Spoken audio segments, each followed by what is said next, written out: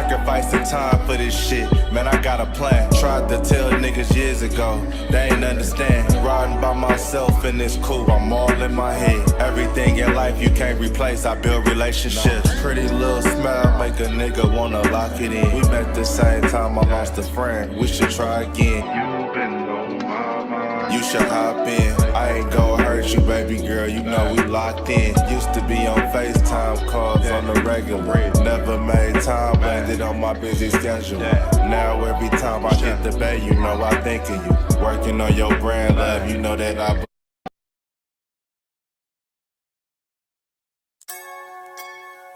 Yeah, it's Goddess.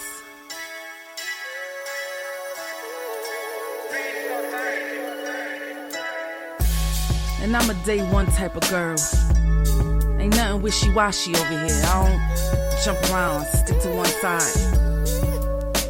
Yeah, the silver, the blue, we got them in their feelings. That star on the field, come pay the D a visit. They say it's hatred, is it? I call it hate and simping. Cause if we wasn't that hating, they wouldn't be in our business. Listen, West Coast say the water tastes better. The fan base go harder, and all the ladies get wetter. Yeah, that's how it is when you straight reppin' for Dallas. We get it in the trap, and landlord tell us what's happening. No explanations in no shape, form, or fashion. When Henny drop the stats, ain't nothing else to be asking. Them numbers don't lie, that's why your argument dry. And we still got them rings, you got your eyes on our prize. Whether an eagle, a giant, or a commando, you in the parking lot crying, we in the Lambo. We stay in our bag, we run it up in the draft. You still talking about the 90s, so who's stuck in the past? Get off me, and I'ma need you 6 feet back. And we ain't hearing nothing till your team beat that. And we ain't scared of running, what you thought we bleed that? It's only one team over here, that's Cowboys, believe that. Yeah, this you got is the poet. Big up West Coast Cowboy, HTM Sports, and Landlord from Alabama. Y'all check them boys out. They don't play around with the Cowboys content. Yeah, and you know it's DC. Yeah, DC 4L. 31 teams in the NFL. His system is designed to stop 25 teams. Shit, I need a linebacker that's over 200 pounds. I need a defensive tackle that you got to pull away from the buffet. He's gone, so no. Let's talk about that. But yeah, that's a large part. That's a large part of I gotta make this point because I ain't gonna lie, I forgot about it until you mentioned it. So I gotta get this out before it flees me, and the nation needs to hear this. And we are live. What's good with y'all, man? It's your boy Henny DeMoore reporting from the liquor store. And listen, I'm not alone right now, man. If you look around, you see some of the best Dallas Cowboys content creators in the world, man. On the planet. On the planet, on the continent. In this realm. Yeah, you know what I'm man. saying? Talk like Game of Thrones. You know what I'm saying? Hey, listen, y'all Silence. Y'all gave me an entire soliloquy about Game of Thrones coming in here, man. So, we trying to convert him over to the right side, bro. Man. We trying to get him on the right side of history. Come on, man. Get it together. I'm gonna watch it, man. I'm gonna finish watching, I should say, man, because I think I got through most of the first season. I just gotta, really lock in and get into it, though, man. But listen, these boys don't really need no introduction, but I'm gonna do it anyway because I'm very thorough like that. Right beside me, really my right-hand man, Landlord from Alabama. We do like 50-11 shows every day. Nice. You know what I'm saying? And listen, I got a liquor store. He got a trap. So if you can't get drunk, you need something a little stronger. The trap is around the corner. Absolutely. So, my boy got you.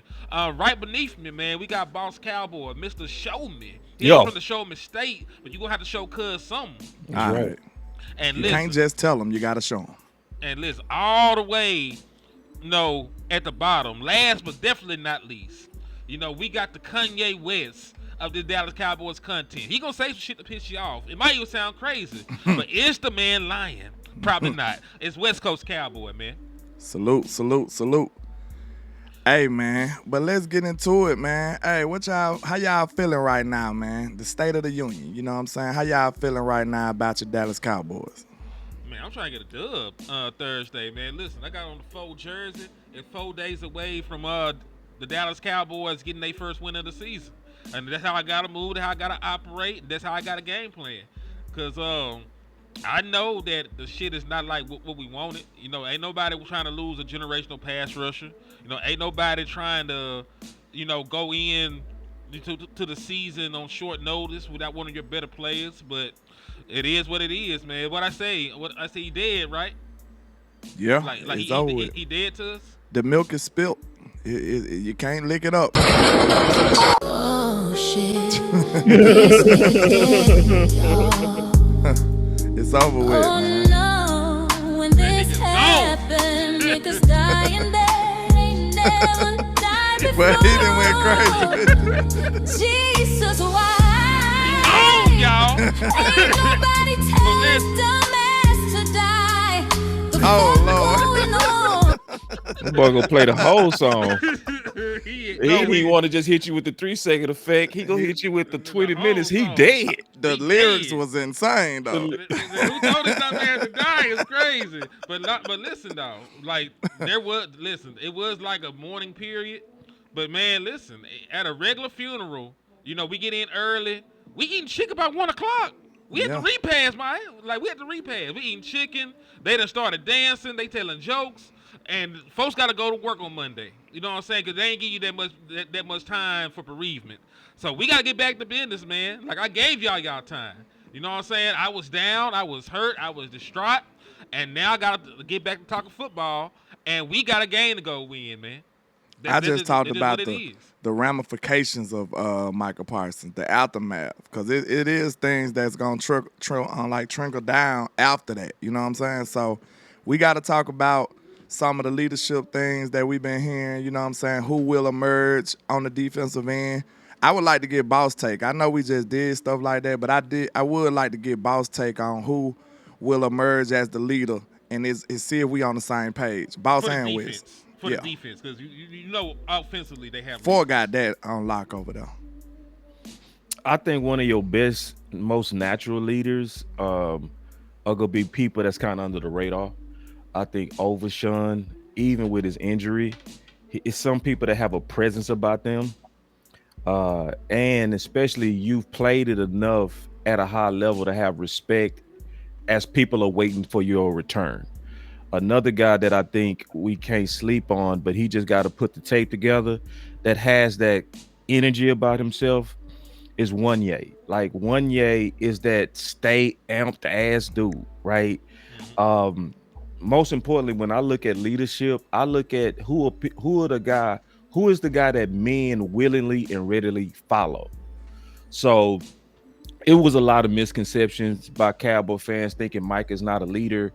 No, he was a leader. That's why a lot of players changed their profile for him. That's why all your stars spoke up for him. It was more people spoke up for him and showed solidarity to him than even Dak and CD. Right now, it's a lot of casual fans that's gonna say that's not the case because they like the Dak Prescott style of leadership where you're always button up, you're always saying the right things, but you have to look at who's people following.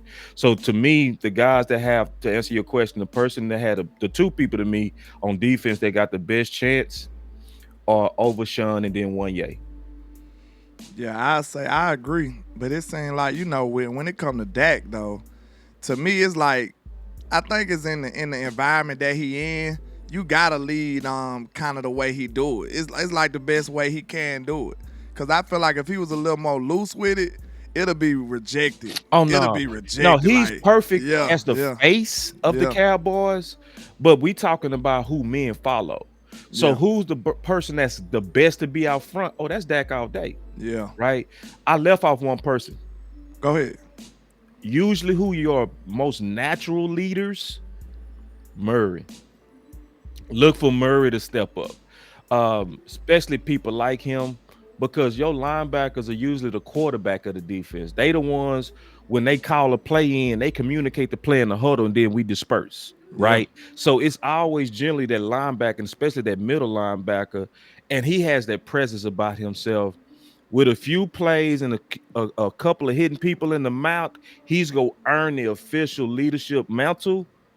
And then likely you go start seeing the voice of Micah kind of starting to truly dissipate about this locker room. What's close to me? Yogo, who do you see being the new leaders on this Dallas Cowboys defense now that 11 is number 1 in Green Bay? I don't think he there, bro. Well, listen, we just gonna keep him up there, and if anything crazy is said, we'll just blame it on the AI West Coast. So I agree with Boss though, because I think Overshawn was the name that we said our damn selves. I think the only thing that held me back from going there all the way was because of the injury. In my opinion, like I think people do like him. I think he does galvanize people, but it's hard to lead when you're not present. You know what I'm saying? So I think when he gets back, for damn show. But a name that we floated out there was like Maris Leofow, because I think he's going to get a lot of opportunities. He ended the season playing well last year, you know, and like you said for linebackers, like that's a tough physical position. Like there's somebody that's gonna hit you in the motherfucking mouth. He's gonna make plays. He has a nose for the ball. So I think that somebody like Maris Leofow, could earn the respect of some folks in the locker room if he don't have it already. But I didn't really think about Kenneth Murray. That is also a good one. Yeah, I know how Overshawn get down. Soon as he came to camp, them boys were following him. I ain't gonna lie. I already know he one of them type of people. Murray's Leofow, I spoke with him at training camp, man. Super good guy, super articulate, super smart, humble. Notre Dame. He doesn't have that presence like where look like men or just get behind him, because he has that, kind of stand in the middle and give that speech. That's not him.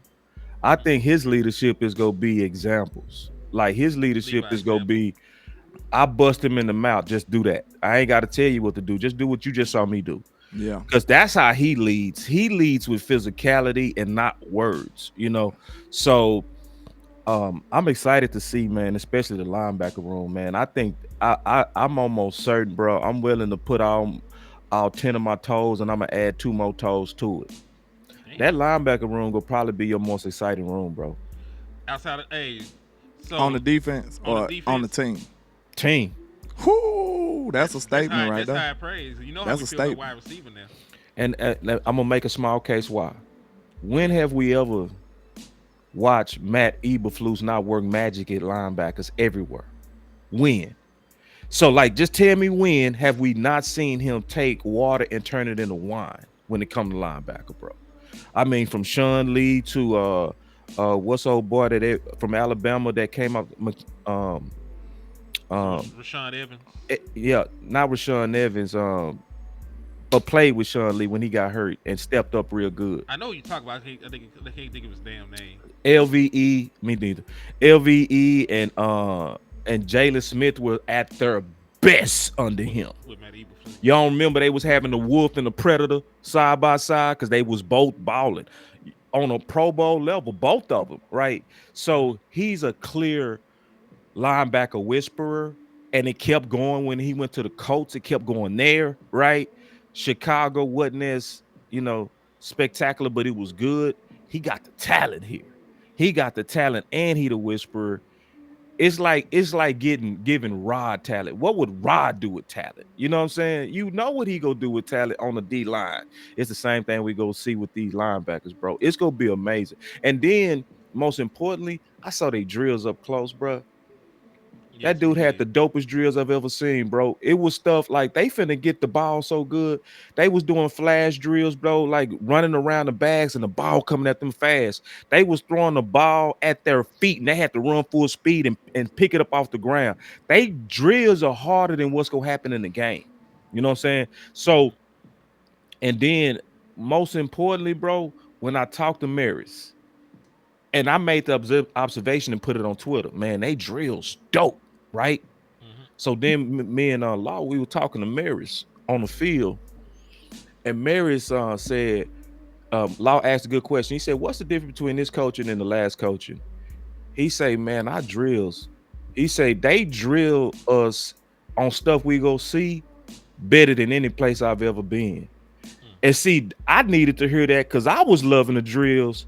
And when he answered Law and was like, it's our drills, bro. They really like tighten us up, bro, and we go play based on what we've been doing. That makes sense. So this my thing though. Defensively, are you not excited about defensive tackle now with the addition of Kenny Clark, with what you know you're gonna get from Osa, with what you think you're gonna get? Cause listen, you were one of the people that were excited about third year Mozzie when other people weren't, and you still get to see third year Mozzie in a reduced role at this point. And now the folks that like Jay, he only got to play like 4-5 snaps a game. Facts. I think we turned into a scrimp. And Perry Young Winfrey, who got position flex. So he was at a 5 tick and got a sack in the preseason game, and he flashed. He was one of your more productive people in the middle of that defense during the course of preseason. So I know linebackers are super dope, but I think I'm also excited about defensive tackle because we ain't have really no faith in defensive tackle, and now it might possibly be a strength for you. Okay, I think I was gonna ask, did we want to go around the room and say who our most excited room was? And y'all know what mine is. It go without saying. Yeah. But to be honest though, I got a little reasoning that y'all don't know though. Not just because that's my favorite. I did a little research on Junior Adams, the new wide receiver coach, right? Are y'all aware of some of the receivers that he is known for coaching? Outside of Trayshawn Holden now. Yeah. He is he coached Cooper Kupp at Eastern Washington.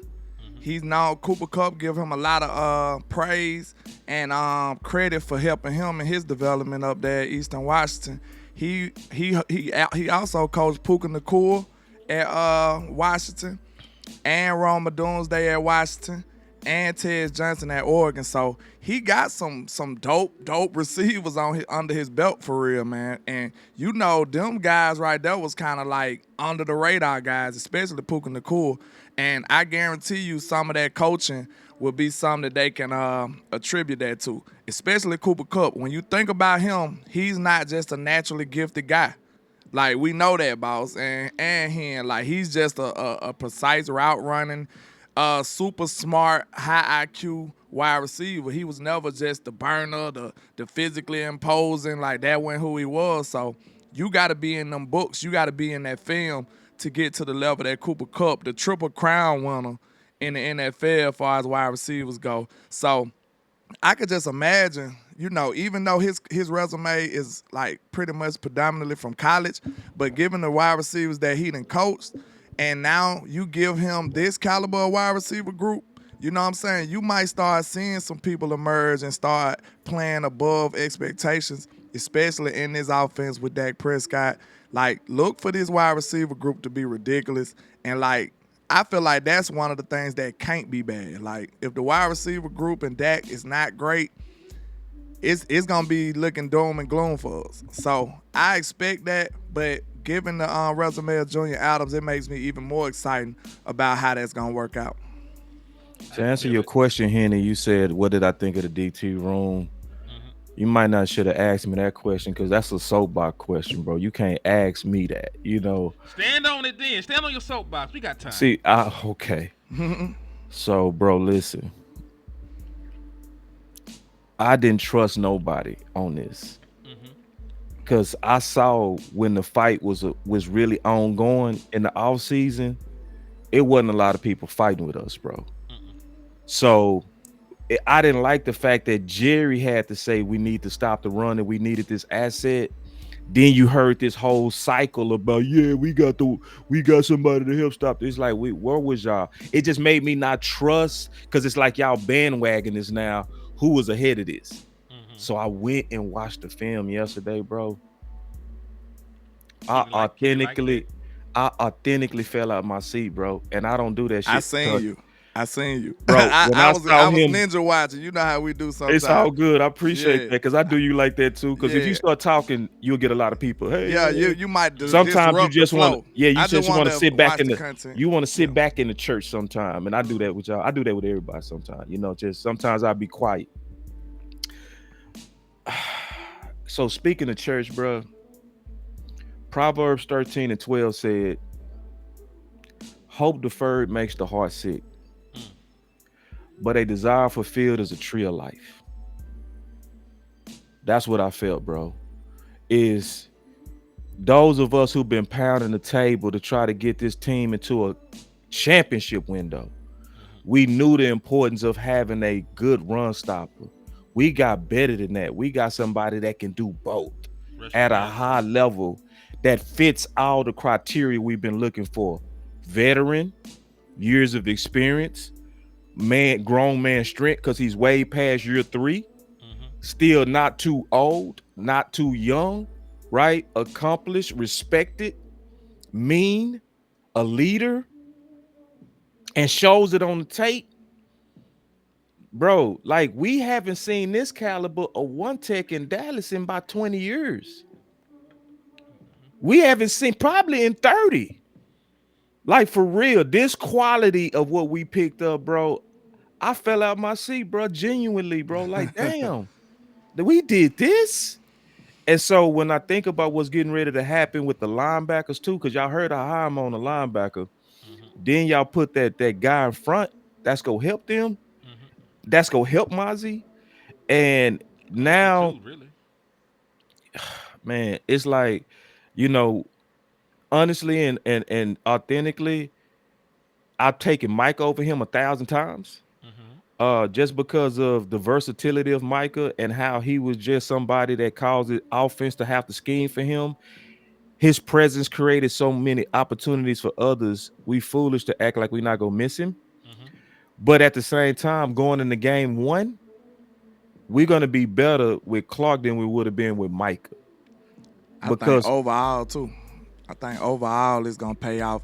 I ain't gonna say better. I say we probably go further. I think we're more prepared. Yeah, we'll go further. I put it like this: I would have took a Band-Aid DT with Micah, then without. Yeah, then a without. Good one without Micah. Yeah, then a great one without. But we have a chance to play fantastic team defense, and this defense is way better than what Rod ever had.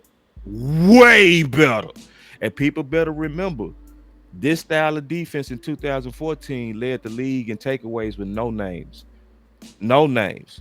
Gruden literally called us UFOs, unidentified objects. You couldn't identify who was on that D. Let me ask you this question, Boss and Hen. Like with the uptick and how bullish we are on linebackers now, and if these defensive ends can play to the level we think or above expectations, like what you think we'll be looking at as far as the defense as a whole if those two things happen?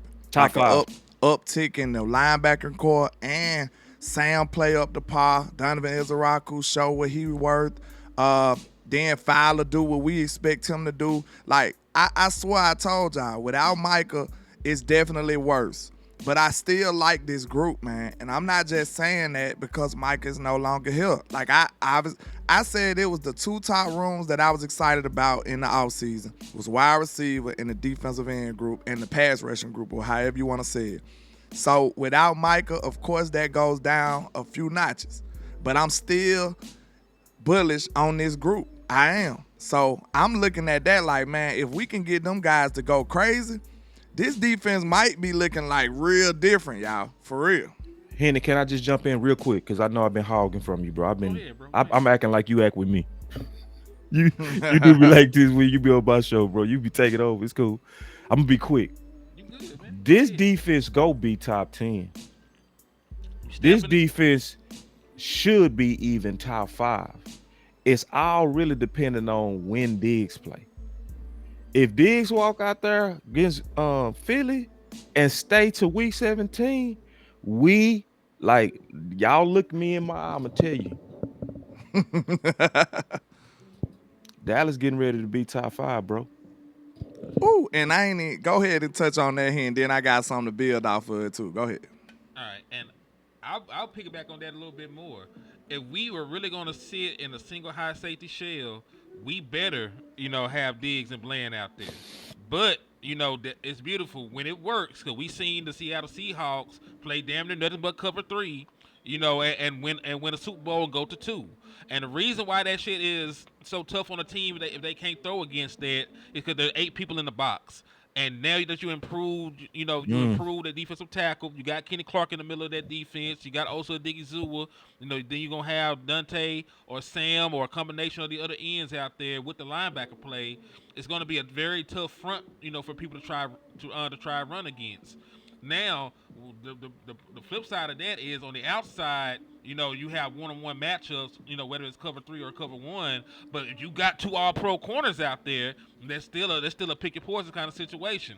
2 of the best ball hawking defensive backs in the National Football League will be out there on one side, So it's not really a great look if you're offense. So if the defense can make them play like that, they don't ever have to switch up. If they can stop the run and stop the pass with one safety in back there, like it's gonna be a damn tough defense to try it and break. So I agree with Ball just from the standpoint of we got the personnel to make that kind of defense work. Okay, now since y'all gave me y'all takes on that, I want y'all to add the fact that DeMarvion Overshown will be coming back to that. So now give me your take on that. Listen, he's gonna be on top of that. He will be additional to that. I love Donovan. I love Overshown, but I hate this for a kid though. He gonna ball, and he gonna ball then get low balled at the end of the season. Not because he ain't a great player, it's because he ain't fucking played football, and he's up for a contract extension. Like Marvin Overshown is the kind of guy that Jerry Jones is gonna try to drag to the broom closet, because his jersey sales, he's well liked, he's eased the market, and he had a consistent string of injuries that he gonna offer him death row 360 deal. So you said he gonna be just whistling, minding his business, and then Jerry just push him in the closet like, hey, let's talk about this contract. That happened to Tony Romo. They cornered Tony Romo in the broom closet. And this gonna sound crazy, but Overshown is the person that the tag was made for. Right now, for sure. Because if he go out there and play that good, go ahead. You gonna have to see a little bit more. It's one tag that, if we being honest, because it's easy to shit on tags in hindsight, right? But when you have to kind of project, am I gonna throw all this bonus money and guaranteed money at a player that might not even sustain? This is where that let me wait and see makes sense on the tag. And so like Tank, people forget, before Tank exploded, he had back surgery, right? And Jerry was saying we needed a war daddy because of all of that. You wasn't seeing the production yet. He wasn't in year 3 yet, right? So he had a good second round, obviously pick for us, but that surgery was like, we need to wait and see. That's why Tank himself didn't trip on the first tag. He tripped on the second tag because he like, I gave you a whole season. Now let's stop playing, bro. I'm good, So Overshown, sadly, and a blessing to him, is that guy to me that this is where a tag would kind of make sense, because if you throw a contract at him and he keep this trend, it would be more expensive to throw guaranteed money at him than throw a 1-year tag at him. Facts. And I ain't gonna lie, I think that you're right about that. He is the perfect candidate for a tag because of the uncertainty. Yep. And like, I wasn't even really mad at Tony Pollard tag. The only reason I was because it was so high. But if you think about it though, Tony he didn't really get a chance to display what he was really capable of for a long period of time. Like, we had him projected and he got in occasionally because Kellen Moore wasn't using him for real. You remember he started getting used his last 2 years? His last 2 years when he really got it. It was small doubts on his ability to be RB1 or something. Because they didn't think he could take the wear and tear. Yeah. That's what it was for the most part. Right. But like it was questions on that. We felt like he was good enough, but still, like you said, we didn't have no tangible evidence. And the tag it did make sense, but that mud was so high at the time. So, that's the only thing that made it bad. Perfectly. Yeah. It was how high that tag was. It was 10 million. And I remember that was a depressed running back market. That was the times where they was undervaluing running back and saying they don't matter, and you can get Saquon in the 4th round, and the delusion was at an all-time high against running back then. Yeah. So that would have been a time that if they would have locked them in, it would have been like the stock market. You would have bought them low and rolled him up. You feel me? And we missed that window because that was the time Saquon, people forgot, he had an average per year of $5 million, man. Yeah. Paid back next to nothing. Also, for Tony Pollard, looking at the numbers, he had 719 yards in 2021. With Zeke still on the team, he was our leading rusher in 2022 with 1,007. Even after the injury, when he played under the tag, he ran for 1,005 yards and 6 touchdowns. And just this year with the Tennessee Titans, ran for 1,079 yards and 5 touchdowns. We should have signed Tony. But yeah, man. I was about to say, Bowser really made me think of something else we could talk about. I got a person who the tag is. He is the antithesis of a person that need to be tagged. Real talk. Who? George Pickens. Don't tag him, bro. The reason I say that, you sign him because he got a proven resume in a worse situation, in a worse offense. You see what I'm saying? So I feel like, and how explosive he is, bro, you kind of want to, you want George to know that you trust him and you believe in him. And he'll ride for the Cowboys forever. I know, I'm telling you, he out of my city. I kind of know how these young people operate out here. Like, George will be like Cowboy gang for life if you show him that you believe in him, because that's what Pittsburgh didn't do. And I'm telling you, he is way too talented to be playing with him. Because guess what? All you got to do is, I think the perfect way to sign George Pickens, even if you got doubts, let him play the first 4 games, 5 games, at least a good portion of the season to see how he operate, because y'all might need that confirmation. I don't.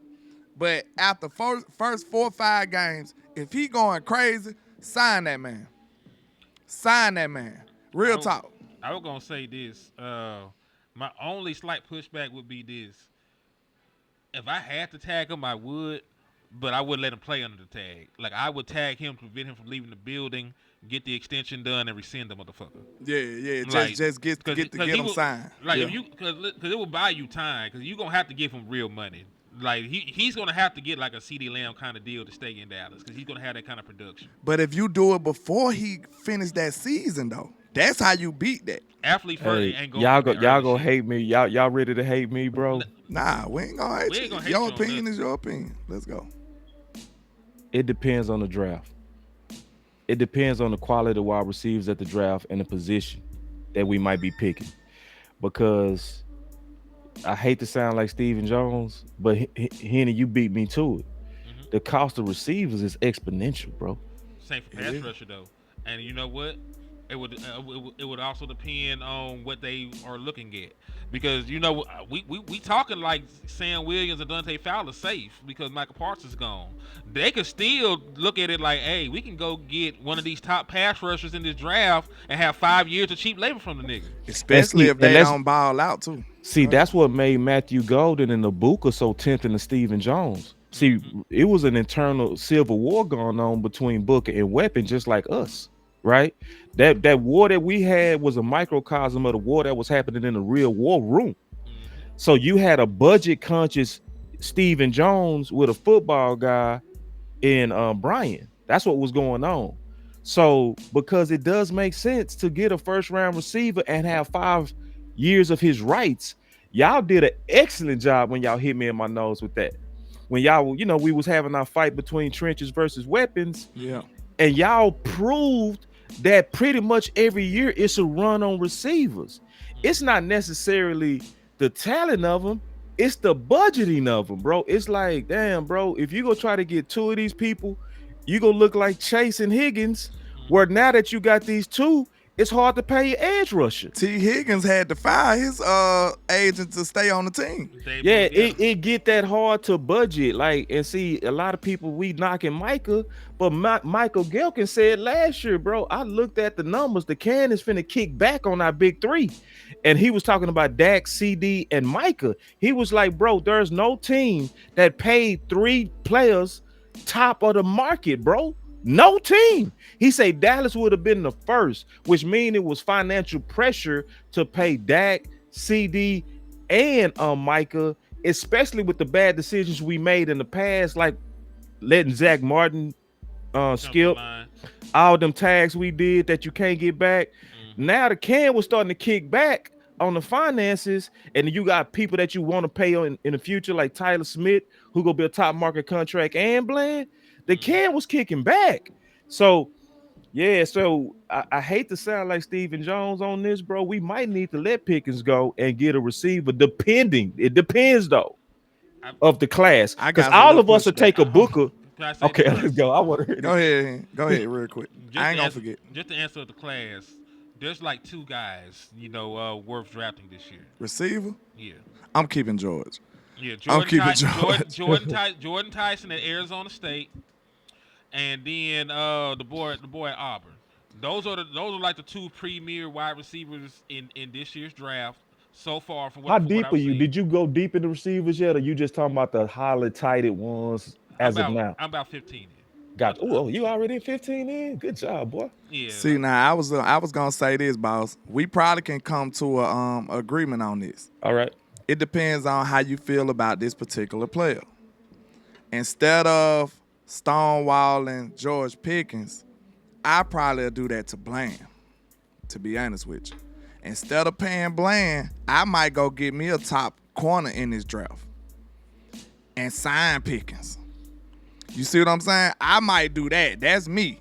I can't speak on how y'all might operate because, like I said, I like Bland.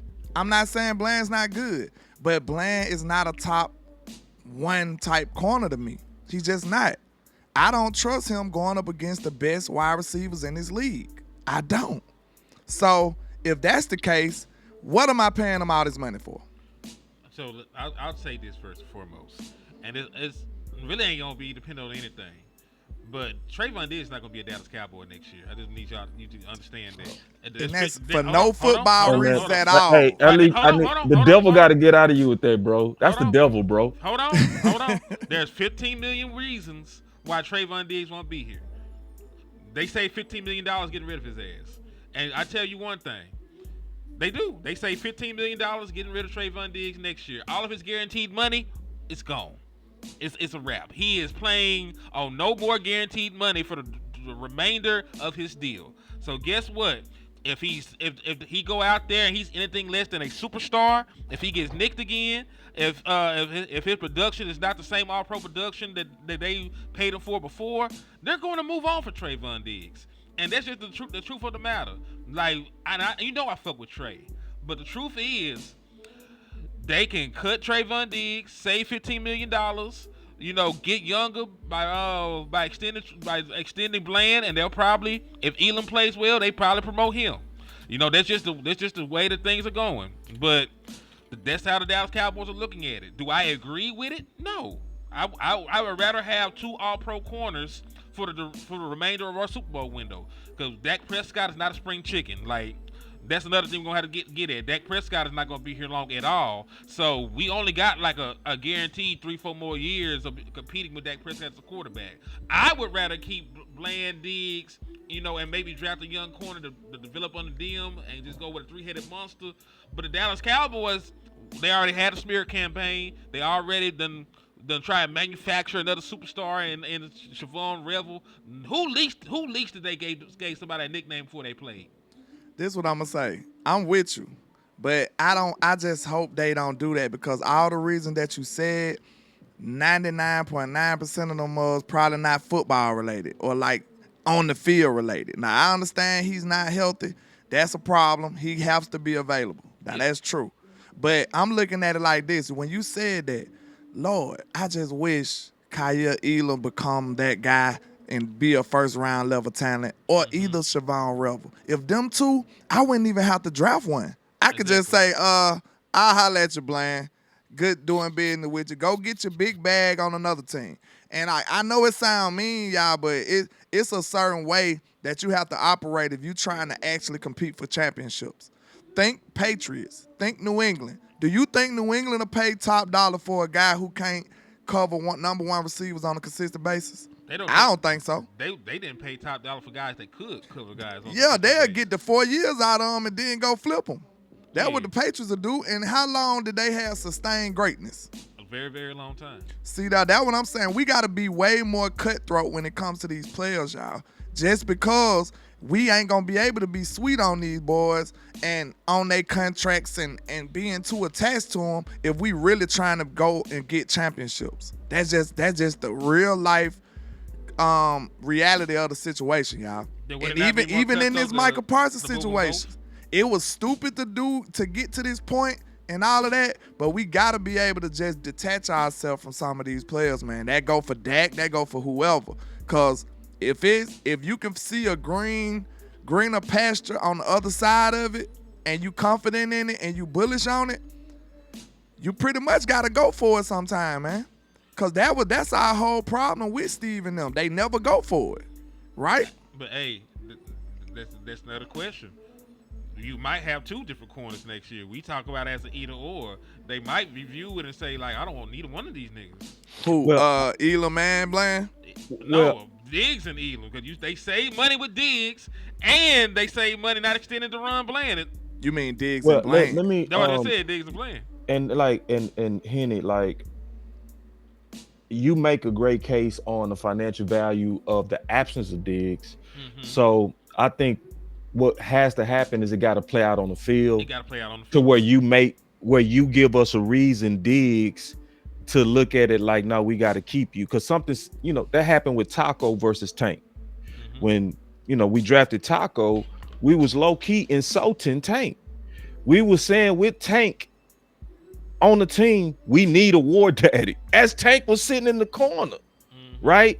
So we drafted Taco and said we got our war daddy, but what ended up happening was Tank back was healed, just like now Diggs' knee is healed, and then he went crazy, and we forgot about Taco, and then we started hating Taco. Yeah. So I was gonna say this is compounded because we ended up drafting Taco over T.J. Watt. I don't know if it plays out the same way for Tank. Oh, no. If T.J. Watt is the dude that gets drafted. Well, nah, it would have played out that way because Tank was crazy that year, bro. That was Tank was the number one free agent that year, bro. You know what I'm saying? Out of all football, dog, he went crazy. He hooped. I'm just saying with the opportunities that they gave Taco Charlton, if it was T.J. Watt out there and T.J. Watt produced, and they had a high producing edge rusher on a rookie deal, I just don't trust these niggas to keep them both. No, I'm with you on that. I'm just saying financially, there's financial pressures against Diggs. I'm not going to argue against that. I'm not going to argue against people that love pie more than talent, which is crazy to me. They do. I want the talent over the pie, right? We have a guy, when he was healthy, that locked down the best in the league. And I want us to stay focused on trying to restore that, right? So when Diggs was healthy, Chase ain't do shit twice. Mm-hmm. Jefferson didn't do shit twice. Never. He was the daddy of McLaurin. He never had a McLaurin problem. Never, bro. Like DJ Moore, D. Smith. Like we naming all the dudes. Evans. These are the dudes Diggs shut down. That's what made PFFs a lot and crazy. It's like, bro, how you gonna say this man gave up 1,000 yards and it never adds up when he was on the toughest dudes in the league? I got film sessions showing him locking up Jefferson. And we talking about lock up. And see, let's not forget, I ain't talking to you, Henny. I'm just telling people in general, that ain't the track record with Bland. It's not. That's not the track record. The track record with Bland says if you put a number one on him, he gonna probably eat some. You probably you gonna have to snatch him up off of him. That's what it was like. I ain't, because I know Diggs a lot of people, that guy. I know a lot of people looking at it like when I talk bad or ill of Bland, they probably think I'm just being hyperbolic about the Seattle game and Metcalf. That's the one that stands out for a lot of people. But I implore you to go watch the Washington game on the game that he broke the record. He was getting destroyed that game. Like, no lie. He was getting destroyed that game, y'all. Terry them was cooking them like they was going. It wasn't even Terry McLaurin, was it? No. It was somebody else. They was going crazy on Bland, man. Yeah, he got beat by a third receiver that game. Yeah, so I'm telling y'all, it's not me just being overcritical on him. I'm just telling y'all that he not shut down, bro. He's not like that when it comes to the top. He's a talent. playmaker to the ball. He's almost like the opposite of Byron Jones, bro. Yeah. If that makes sense, you feel me? Byron Jones couldn't get no never picks. Get no picks, but he gonna play some defense. But he can shut you down. Bland get the picks, but he can't shut you down. He is like the exact opposite. Yeah. And I just don't want to pay all my money to a guy like that. I'm sorry. And I definitely don't want to replace Diggs with a guy like that. You made a hell of a case early on keeping Pickens over Bland, and you know I'm like you, bro. I'm fair. It comes down to team value. Yeah, and I think I think you're right, bro. It's probably a better team value, especially if we would have got a corner last year in last year's corner class. Yeah. Oh, that would have been the time to move on from Bland, bro. Then think about this, boss. We've seen Pickens. I've seen Pickens literally consistently beat the defensive player of the year last year. Yeah, so like you see what I'm saying? Compared to what Bland is capable of in his own right, and compared to what Pickens is in his own right, literally I seen him dominating against PS2, getting holding calls and all kind of stuff against PS2, and this is on a bad offense, and he was the only option. So like, if you don't think Bland could hold his own like that against most number one wide receivers when he did that against the defensive player of the year, I would consider Pickens being the better player and the better option. And I think it's the domino effect of what opens up with Pickens. Because when I look at team value, like that's what made Amari such a good pickup, because he didn't just help obviously receiving, but he helped Dak, he helped the offensive line, he helped the running game, because now if you try to stack the box and create one-on-ones, he's on the outside. He was on the outside to eat you up. So his presence caused conflict. Micah was the same way. I know we hate to say that now that he's gone, but it's certain players, they cause a domino. And that's what Pickens is now that you got Pickens, you can't bracket CD. Try that. Impossible. Try that. And I was going crazy on man, bro. I was going crazy on man with them boys. You know what I'm saying? Like, so please, like, do that. I really want y'all to do that. Try to say we go just try to take away Lamb, and we go leave Pickens on our slot guy. Yeah. Even on your best corner. He's still he's the caliber of guy who's still gonna win some reps. Now, I'm not saying he gonna dominate every best corner, but he's still gonna be a problem. Like your best corner is gonna be almost.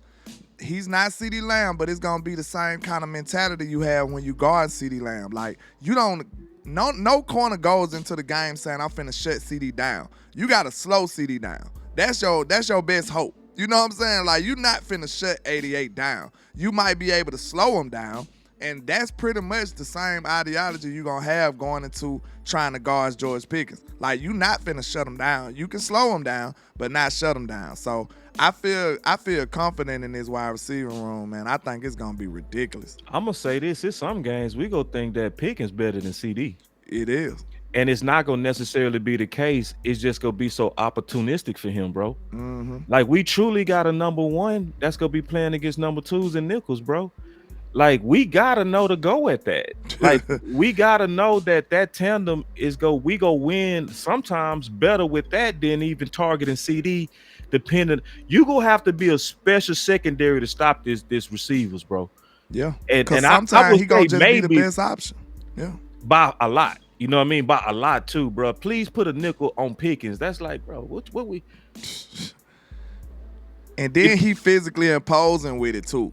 He ain't just fast and crafty. He could just jump over you and take the ball. like real talk. So not only do you need a guy that's quick as him or as physical as him, he need to be a certain height too.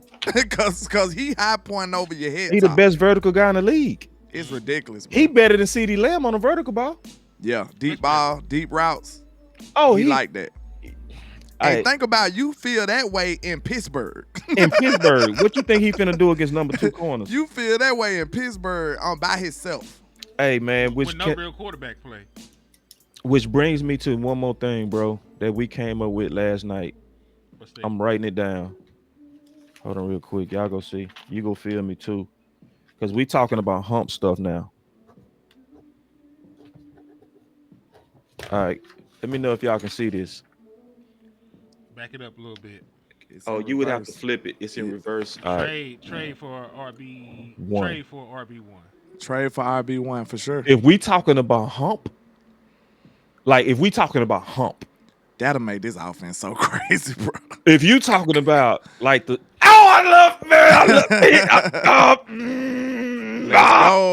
let's go. Listen, the player content creator of the week by a landslide. Ain't nobody gonna argue with me unless you ain't been keeping up. Is Land fucking Lord. Salute. I don't mean to cuss y'all. If you got kids, do not forgive care me. about that. This man. Man, we had this talk. I run a liquor store. I know, bro. Hey, you run a bootleg too. Bootleg. That boy selling out the that truck. illegal hooch. Hey, listen, that boy got that hooch. Boys be coming out sick, vomiting, throwing up, cancer in the stomach. They knew what it was. Cut water and everything. Yeah, boys be going to the moon house. They don't even go to the bathroom. They just go to the next dirt after they drink your shit. The nearest dirt and some leaves. Let's get it. Yeah. Boy, the player content champion of the dude who been making plays from the moment literally we traded. Landlord, Jesus. Man, you did the work of the Lord with this, brother. Salute, listen, y'all. Man, I appreciate if that. We are trying to get over the hump. I'm going to respect our current running backs right now, and I'm going to watch them play on Thursday. They better impress me, because if they don't, I'm going to go over hyperdrive into what my brother is pushing, and I think his list is amazing. I love him for it. I love his thought on it. I love his leadership with it, and I'm going to mess around and just forward it every day because he did all the work. He got the pictures on there. He got the trade ideas on there, which is logical for the picks. And I want to push the hell out of this because now we have our offensive line, a physical offensive line. We have 2 number 1 receivers. We have a quarterback that's literally better than Jalen Hurts. We have the ability to take over what Philly just did in their model, but in an upgraded version with just one more guy. Facts. Which one you taking? I'm taking Bijan, bro. I'm taking the younger guy. Everybody trying to say they wouldn't let go Bijan, but I don't know. For a first, money talk. But if that team go to the crapper, yeah, they'd the be most like, realistic, because I'm going for the guy that's gonna give us a window, bro. I want a 3-year window, right?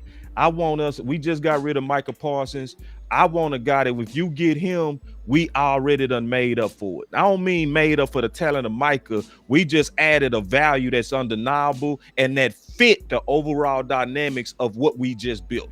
So that's Bijan at a younger level. What's more realistic is the mother two, because then you don't have to give up as much for them. And matter of fact, a third might be too rich for an older Kamara. You feel me? And if you think about it, I think even if Kamara has lost a step with this offensive line, I think it'll be rejuvenating. I think he would go crazy with us. Times two. Real talk. This is why you've done the work of the Lord. This is why you are the player of the week by 10,000 miles. All you got to go do is go watch Boss Land and watch how Landlord led the charge on that. He was absolutely a king, bro. He was Jon Snow. He was everything you're supposed to be when you're a G. And so yeah, Kamara and Taylor they fit Stephen Jones Marshall's mentality, right? They fit the, former great free agent that you don't have to give up the world for, but that'll still be of value now, like Elam, like Solomon, Yeah. So I would take those as rentals. You got Kellen Moore over there. You got his number in your phone. Right. With the Saints. And they gonna be looking to unload and rebuild. So like, who is probably the most ideal for a short-term rental? Let's try to win it all now. It's Kamara, right? Yeah. Who would make me just ecstatic? I'll be a little bit concerned with injuries, a little bit. Taylor, but that's a home run guy, bro. That guy literally, bro. I'm gonna say this, bro. It never made sense to me why he was a second rounder and Saquon was a top 5. Because if you look at him when he was coming out, right, of Wisconsin, he had more production than Saquon. He had the exact same speed as Saquon, 4.39, right? Mm-hmm. It didn't make sense except Saquon obviously has another level of agility. But in terms of production and speed and home run ability, that's Taylor. He just always been undervalued. He's sitting in a place that also might be looking to try to get picks. Exactly. So we got some trade there. Like Bijan is when you trying to that's shooting for the top. You trying to overpay. I don't even care. I'm thinking about the results, boss. I'm rich right now. I feel like we need to be moving like we rich. We got all this cap space. We got all these picks. We rich. And so we should be on some Godfather alpha type vibes and go and demand some of these players right now. Jerry, you mentioned it, and we going to hold your feet to the fire for it. Go get us a running back, man. If you really want to win, go get us one of these backs, man. Go get us an RB1, bro. Jonathan Taylor last year in 14 games, 303 carries, 1,431 yards, 4.7 yards a carry, 11 touchdowns with a long of 70. Hey, save Jonathan Taylor. That's a hashtag too. Save Taylor, man. That boy averaged over 100 yards a game, and they still would lose. And West Coast will tell you, I was on Jonathan Taylor earlier. I was telling everybody y'all was stupid for drafting him in the second round. I was like, I already got it posted. You know, I keep receipts. I was like, bro, this is one of them draft things that show you that the draft is stupid. I was like, bro, don't let me get started on that. I said the same thing about Deshaun Watson and Mitchell Trubisky. So when people be like the blended expert board, I'd be like, bro, please stop. So the hashtag is #trade for RB1. That boy's still young as hell too. He's only 26 years old. Man, all three of those makes us saved. I put it like this: all three of those put us over the hump. I think so too. Even the Kamara that had an older Kamara that lost a step, I feel like he'll be a monster. We over with the hump Cowboys. Now it's then like, he let's can play catch ball. the ball out the backfield too. Oh my God, we'll go crazy with Kamara. Low key, Kamara might be the dopest one. He might. Bijan catch that. What I mean by that is like that versatility and going behind that offensive line, bro. Like, Bijan, that dude, I'm tripping. Man, I ain't gonna lie. I seen Bijan catch. Bijan is that dude. I seen him make a catch that wide receivers ain't finna make. I ain't gonna lie. Like I'm talking about, it was like you gonna 1 probably have to inch give off up the ground. first and the third for Bijan though. I might, man. I don't care. Cause listen, we be thinking about the price. I'm thinking about the results. No, I agree. When you aggressive like this, Trey Lance and Mingo. When you aggressive like this, boss. When you rich like this, and when you on a mission like this, man, let's go do this, bro. Let's go do this. Look, who in the world would care about a phantom third round pick when we holding up a Lombardi? Nobody, of course. Who gonna give a damn about that pick? Yeah. So I'm thinking results, bro. Screw the price. Sometimes you gotta go make it rain on these boys, man. Spend that money. I'm gonna be honest and say this, bro. I would rather go with Kamara on a rental and then draft the back if I love the class. I think he the most realistic. It's a bad class. Then we got to go for the home run here. I think he the most realistic. We need to do what we did with Amari. The Saints don't even got a quarterback. Yeah, we need to. Yeah, he the most realistic. We need to go for it. Like, because with Amari, what the Cowboys did that was smart is they looked at the class and say, this class is just not as good as him. Get him.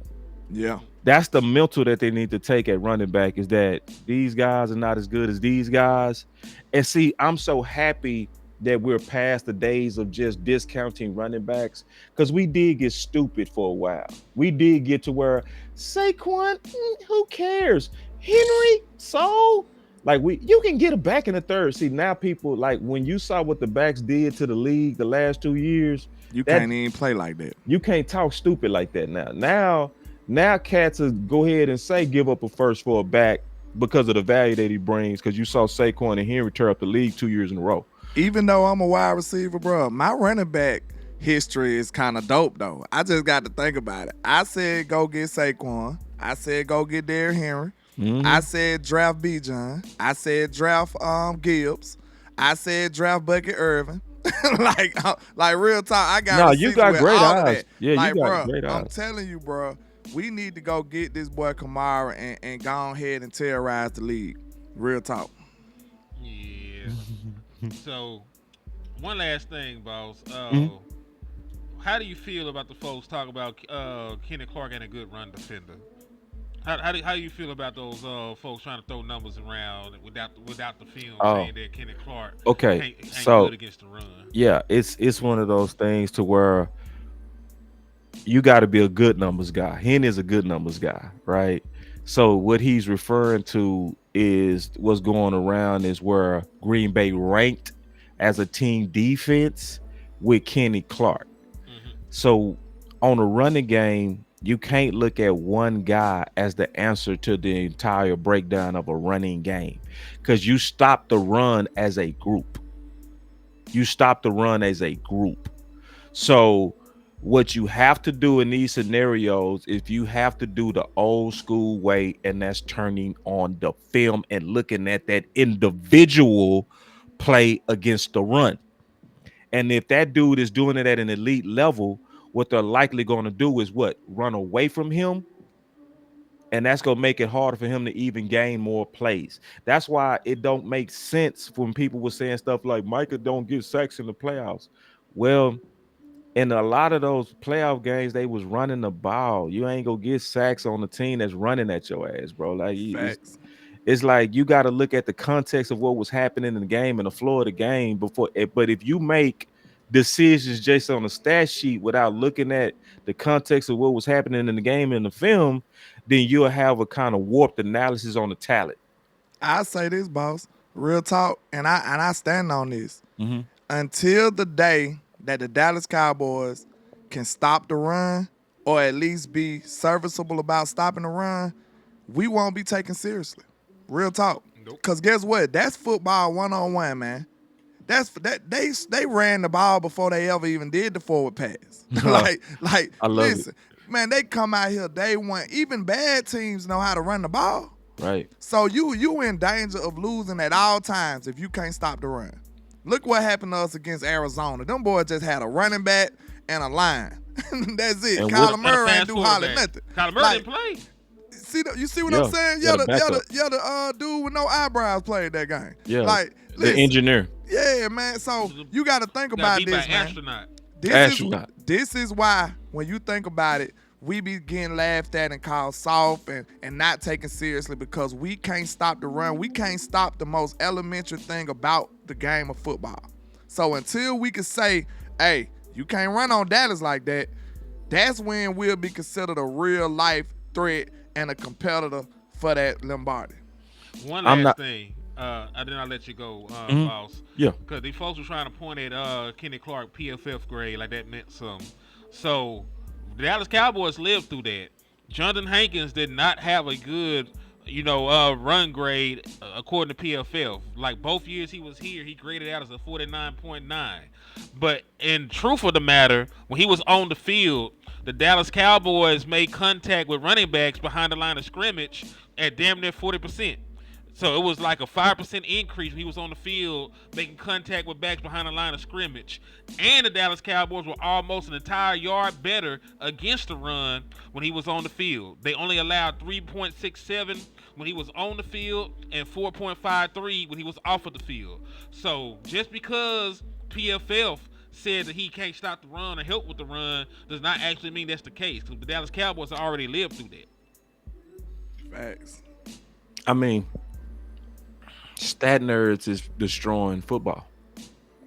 That's why you Context is yeah, that because you need Henny types. You see, Henny is a stat guy, but he's a film stat guy. It's a big difference. See, if you don't merge those two and you start trying to make decisions and analysis based on numbers, you miss too much. Like it was stuff like stats can show up and overinflate like that. I looked at the Toba tape. And people would say stuff when they were trying to hate on what I was saying on Keenan Allen. Keenan Allen and Tolbert is right around the same. Because y'all looking at some funk ass, stupid ass stats, right? Mm-hmm. I turned on the tape, bro. No. They not even close. Like another stat that were just it was just wrong when they were saying Armstrong was just as good as Randy Gregory at the time. And if I turned on the tape and I looked at the types of sacks, Randy Gregory was getting like athletic playmaking sacks, and Armstrong was 1-on-1. getting 1-on-1 Cleanup versus man. cleanup man sacks where Micah done ran them into you. They running away from Micah and they run into you. It's like you got to go look at it, man, and see. That's why I changed my brand. I took the cowboy out and I made it show me, because it's like we got to bring that back, like showing people like this is the actual evidence. This is why it was an honor to sit with Henny, and we actually went through Mozzie tape. We didn't go through the rumors. We didn't, and we both walked in with a bias against him. We both walked in and we kept watching. It got up to about game 7 where we started apologizing. We was like, this dude ain't bad, bro. Yes, as a rookie, he struggled at DT, but all this he don't love football, that shit ain't showing up on the tape, bro. That's some cap, right? And we started being like, damn, it was better than I thought. Then year 2 was even better than that. Year 2, he wasn't struggling with doubles like he did year 1, right? So we just in a state where, like, when people start posting a whole bunch of numbers and people be like, this is concerning. I'm like, bro, if you ain't go watch the film, bro, just let chill. me bounce off of that real quick. Like, Go ahead. I like how he was saying, and salute to you on your post and you and Lou on y'all post on Twitter, because I think that's important and it need to be discussed. How Cowboy Nation put each other against each other, like our players. Because now we thinking about Mozzie and Clark, not Mozzie or Clark. Like, I'm thinking about them boys being stern in the middle like that. You know what I'm saying? Right. So if you put them two on the field together, Mozzie can learn from him. He can get a little mentorship. Mozzie might end up being a monster this year. You never know. He might have been a monster this year regardless. So I'm just telling y'all straight up, Mozzie plays a position that the Dallas Cowboy fan base as a whole probably don't understand at all. And I'm gonna say that I'm not saying that, not individually, but for the most part in general, because we used to the flash. Defensive tackles is nothing flashy about it. You know what I'm saying? Like, you gotta actually watch that film to understand if he's doing his job or not. And most people not gonna do that. So out of 100% of Cowboy fans, what percentage of those people you think gonna actually go check him out and watch that film? 0.001. And that's the reason why Mozzie Smith has been known as the punching bag in Dallas, which is very, very unfair. Like, that young man should be warranted some time to get better anyway, because it takes a few years for defensive tackles regardless. So we just used to the microwave, flash type of player in Dallas. And think about it, we don't use first round picks for that in Dallas. So that's foreign for us. We like defensive tackle. Oh, if he ain't getting 13 sacks, if he ain't, you know what I'm saying? If he ain't doing all this, if he ain't throwing people left and right, he trash.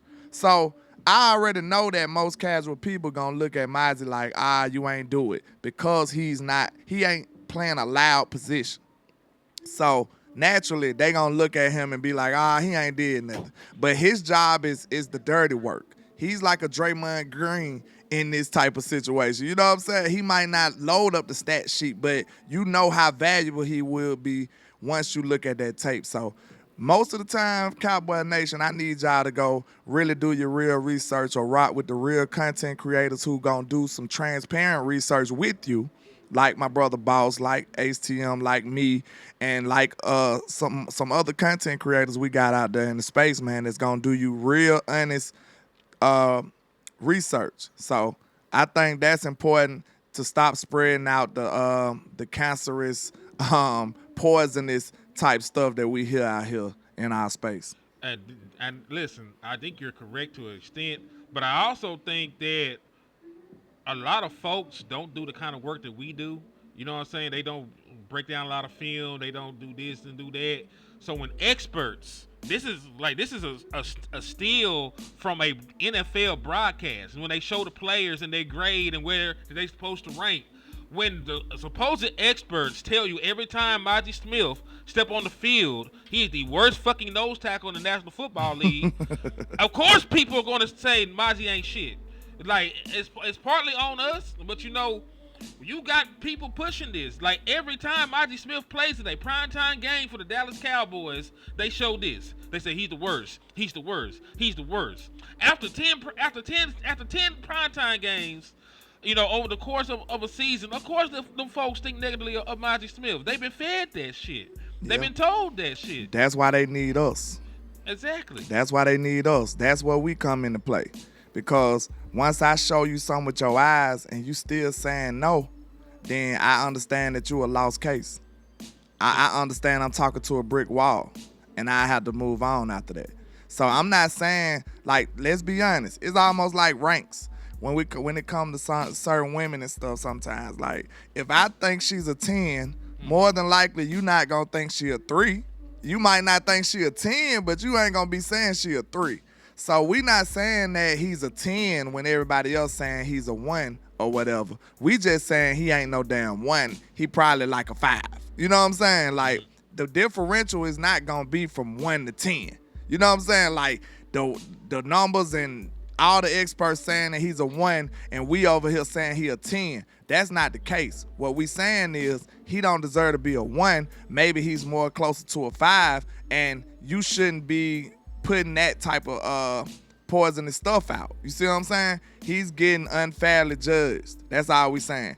Cause like I guarantee you, like I said with the woman analogy, most people if they rating her a 10, you probably ain't gonna go past a 7. You know what I'm saying? If she look that good to get a 10 from most people, you gonna be like, yeah, even if you don't feel like she that high, you still gonna be like, dang, she probably about a 7 though. She a 7.5. She look good though. You know what I'm saying? She ain't my type, but she look good though. Like, you gonna say something like that regardless. So that's what I feel when it comes to Mizey, man. We not saying that he's a Pro Bowler or all pro right now, but we just saying he's not the worst defensive tackle in the league. At all.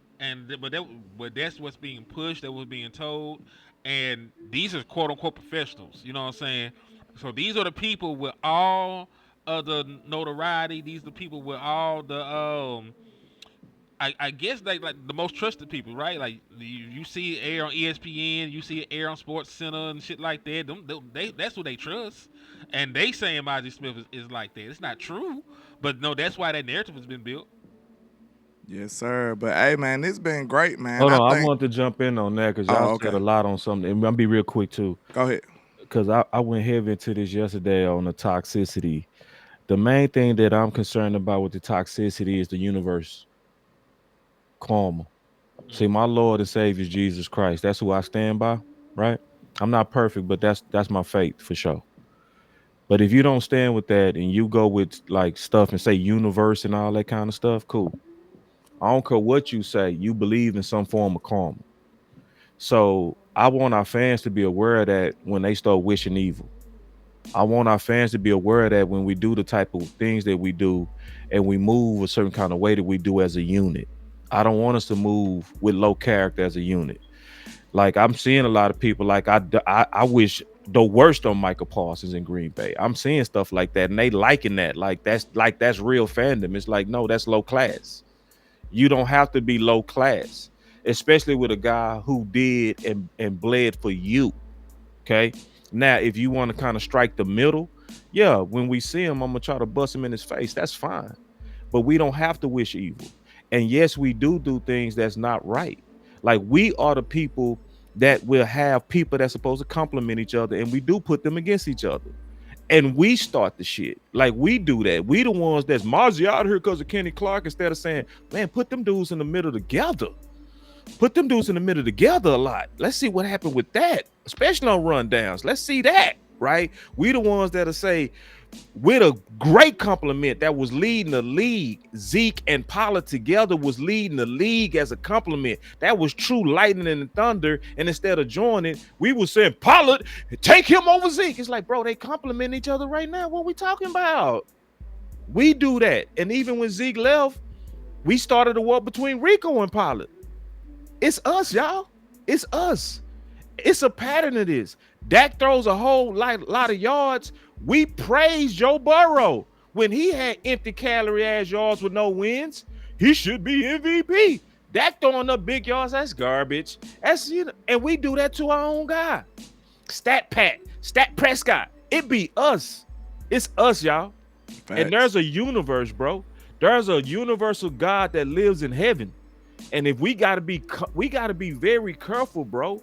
And see, I'm looking out for us because I swear the Texans would never win a championship. You know why? They have such evil and hate on a brother upstairs in up north. The Texans hate Dallas more than Philly. I was networking with two people that I could do business with. They ain't returning my calls because they Texans fans. And I'm serious. I'm serious. I'm talking about where we can make money together. And they not responding, bro. When I had my pendant on at a business convention, the people that hated me the worst was Texans fans. Everybody else, we joked about it, had good banter with it. They would never win because there's too much hate in the city. It's hate in the city, bro. And see, God don't like that. I'm telling y'all, God says what he hate worse in terms of abomination is hating on your brother without a cause. So I'm telling y'all, man, you can love your Cowboys without hating other people. You can love your Cowboys without hating your heart. And some things, if I'm being a real content creator and an honest man, we got to check that. Real talk. Yeah, that's a great way to end the show right there. Yeah. On the Lord, you know what I'm saying, on this great Sunday. You know what I'm saying? For real. But hey, man, I go by Landlord from Alabama with the same handle on all social media, man. I think this was a dope show. Great to do content with my brothers, man. We got to protect the space. That might be another hashtag, protect the space, man, because I think we let some unoriginal, untrustworthy, it's a lot of scumbags that infiltrated the space, man. And I think we got to do a better job at protecting the space. Because some of these people, they just innocent people that's looking for cowboy content. They don't know no better. You know what I'm saying? Right. And then they stumble upon some trash, some basura, some garbage. And then now they caught up in it, man. So, hey, man, most of the content creators that I know that I rock with, man, they do quality work. They do honest work. So salute to them. And we got to keep making sure this new media space is great like it's been. I agree. And listen, man, I plan on doing a show right after this, so I ain't going to be long-winded. I appreciate Boss for taking time out of his day to slide in and rock with us, Yes, on the pre-recorded show. He ain't got his cash up right now, so I don't know what he got going on with his life. But y'all know Boss Cowboy cash out, so hit his cash out. Yeah, it's $ Boss Cowboy Sports. Yeah, so listen, y'all, his supporters will see it on his page. Y'all put his cash out, in the comments. Y'all hit his cash out. Hit Landlord cash out. He got to go back. He got to re-up on ligaments. Hit my cash out, man.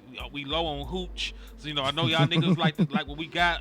I got the shit with the worm and the potato peel in it. So y'all come Good tap Lord. in. Yeah, we trying to take you out the game. But thank y'all for showing love to the content, man. This has been dope. And we will be back before you know it, man. So in the words of West Main, never look down, because the style is up. Peace. Peace.